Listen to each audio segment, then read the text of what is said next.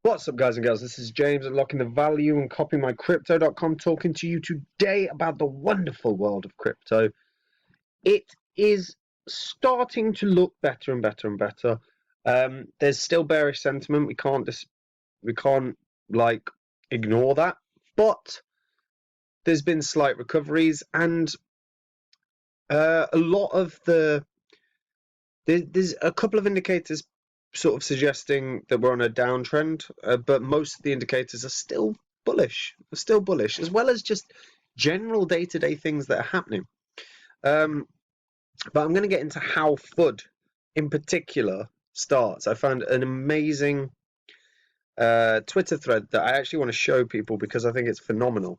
Before I get into that, as always, the spreadsheet is updated. These are the first 26 coins I spoke about on the channel.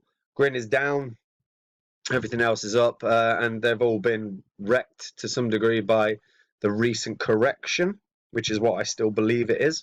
If you'd invested $100 into each of these when I did the videos and you were still holding them, you'd be up 23 grand, which is about half of what it was not that long ago. But that's how bad the corrections can be in crypto world, guys.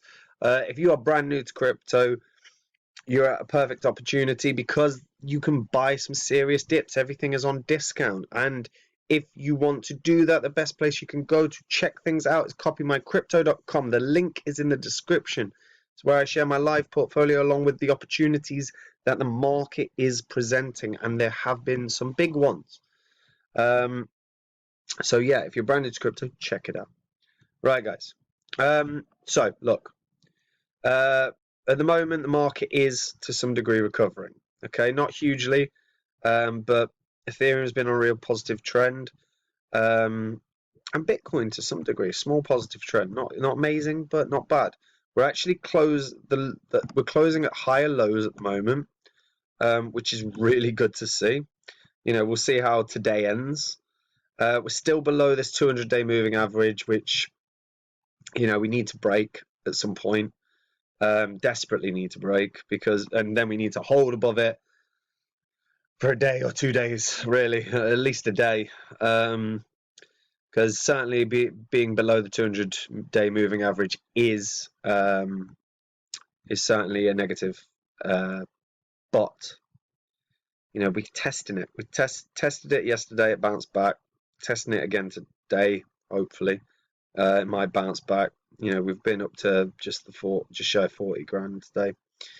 Once it breaks past sort of 40,500, and if it can hold a 24-hour candle above that, that's certainly a positive sign in the right direction. But what I want to talk about is FUD and actually how it works. Now, I'm hoping, and we're starting to see to some degree that the crypto space is becoming slightly not immune, but we're certainly becoming more resilient to FUD. We've had, like, again, if you look at all of these headlines, we're seeing a lot of negatives. Bitcoin fevers, the primrose path to digital servitude. We've got complete idiot, lost his £200 million portfolio because he forgot his password. But the majority of stories in the last 24 hours and the last couple of days have all been negative. It's actually updated a little bit and it's a little more positive than it was. But generally, these are the articles. HSBC doesn't want it in on Bitcoin mania, as if that's news. We knew that. The crypto winter could hit. Goldman lobbyist. No, that's not actually a bad thing necessarily. But yeah, so we've still been having nothing significant like the China FUD nonsense. But there's a really good Twitter thread from 2 Pauper, who was a corporate 9 to 5. And he was... So it's really worth going through the entire thread. So quick intro. Prior to the move into crypto, he's a senior exec in the dominant company in one of the most competitive sectors out there. Profit and loss alone was larger than that of some small nations. Also highly regulated with over 125 licenses in 100 jurisdictions. And this is, by the way, inside info on how FUD works with detailed observations. Okay, as in records, right? 2016, he YOLO'd into crypto by launching a full-service company covering legal and regulatory, solidity development, marketing and PR, and OTC. Now, and that was basically how to get the smart money to leave. They served 50 clients across the time that he was there. So this is where it gets interesting. So say you're a fund wanting exposure to Bitcoin, but you think you missed the optimal entry. If only there was a dip you could enter in. Cue us. What flavor of dip would Sir prefer this morning? Flash crash? Liquidity hunt? Excellent choice. The end of the bull market it is. So we're going to crash the markets to allow you to scoop up cheap Satoshis. Does this sound familiar, anyone? Step 1, the groundwork. Pay several low-tier media outlets to publish bearish news, but not promote it on their channel. It just sits there for now. Again, sound familiar? Step 2, pay several contributors to Bloomberg, Forbes, etc. to publish hot takes on the story citing the original article. And here, by the way, is the payments that effectively he was making to these companies. So cost. Huffington Post USA, $4,000. Bloomberg, $7,500. Reuters, 8,200. And so on. Forbes, $7,500. So Forbes must be raking it in because the amount of negative they post is ridiculous. All of these, you can see their costs for spreading out the FUD, spreading out the fear articles. Right? So after that happens, scroll down a little bit. So now the content is on some low-tier news sites and a few tier ones. This is where you break out the Rolodex and ping every pasty tech writer you've ever bought drinks at a conference and FOMO them in. You're missing out on the story, dude. It's on Reuters too, for fuck's sake. You need to publish now. So story starts gaining momentum and it hits the PR wires. Now it's on every news site from News BTC to Reuters, so it must be legit. Time to break out the CT influencers. These guys all tweet out the story or variants of it with keywords and the sentiment algorithms pick up, such as ban, hack, etc. And by the way, remember all this China FUD, massive hacks, energy environment and environmental costs. It's all happened recently. It's now time to tie it all together by initiating the dump via our algorithm. This is the opposite of the standard, in that it looks for the thinnest books on exchanges, which comprise futures prices indexes, Coinbase, Kraken, Gemini, etc., and the market dumps there. This pushes the market down. Retail sees the dump, rush to Twitter to find that CT is engrossed in this news story. They panic as the algorithms start to dump and liquidity begins, or liquidations rather begin. Retail sells cascading, and liquidations finish the job and drive the price to your orders. We dump on any rally to keep momentum high. Bingo. That's all for today. I hope this was educational, and when the next perfect storm hits crypto, you'll remember that it's perfect because it's engineered with military precision by professionals.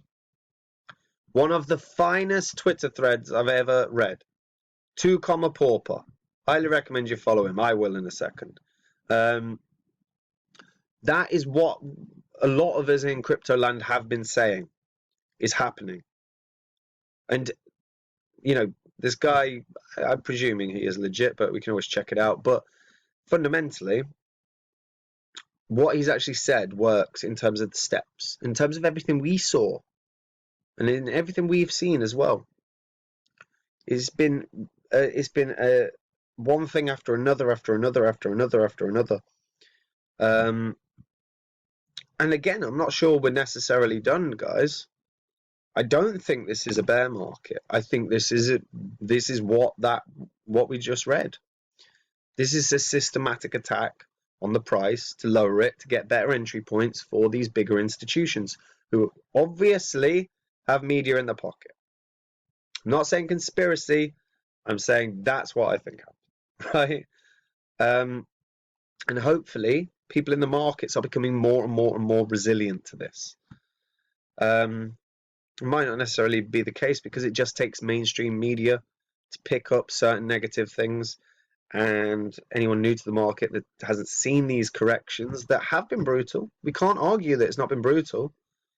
You know, it wasn't that long ago the market was 2.4 trillion or 2.5 trillion. We've lost nearly $1 trillion. And at one point we did lose $1 trillion in the market. But that wasn't because the fundamentals of crypto have changed.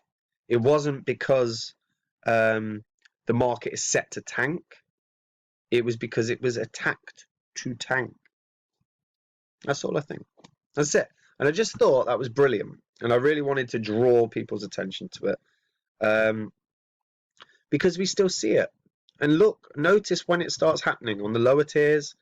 Keep an eye on that. If you can save that thread, highly recommend you save that thread. I will. Because I want to keep reminding myself of that as well. Because I've been through this tons. And actually, looking at the way it lays out is worth doing. If you start seeing negative news stories on a few of these lower tier channels, keep an eye on it, because the moment that gets picked up somewhere else, we might be looking at a targeted attack on the prices.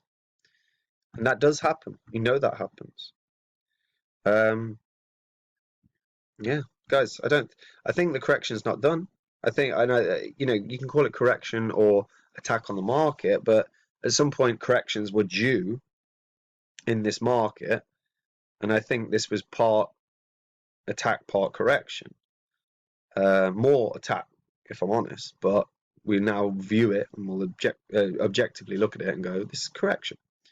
Market's not about to die, and if it did, it would just mean it was the best buying opportunity again of your life, because 4 years down the line, it's going to be good and you can dollar cost average in for the next few years. But I don't think that's the case. I think this is how FUD works. This is how institutions work. And you got to be prepared to deal with them when they enter the market. Hope that was educational, guys. Anyway, that's it from me. Hope you're all good. Let's hope we can see Bitcoin in the next couple of days keep doing higher lows and break this 200-day moving average. If we can break that and hold above a couple of days, it'll be very, very positive. If you're new to crypto and you don't know what the hell to do or what to get in or where to put your money, check out Copy My Crypto. You can see exactly what I'm holding, why I'm holding it. You can see what the benefits are of holding all the things I hold. Highly recommend it. Go on the site, check out the success stories. You won't regret it. Anyway, bye-bye.